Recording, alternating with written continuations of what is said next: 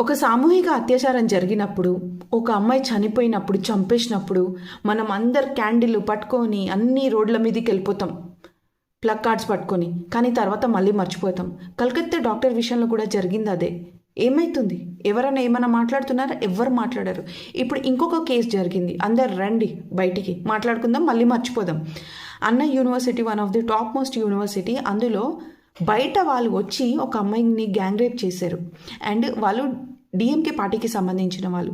ఇప్పుడు దాని గురించి ఎవరు మాట్లాడట్లేదు. ఆ అమ్మాయి వెళ్ళి పోలీస్ స్టేషన్లో కంప్లైంట్ ఇస్తే తెలిసింది ఏంటంటే వాళ్ళు ఆల్రెడీ ఆ యూనివర్సిటీలోనే ఇంతకుముందు వేరే వాళ్ళని రేప్ చేశారు అండ్ వాళ్ళ మీద మల్టిపుల్ కేసెస్ ఉన్నాయి.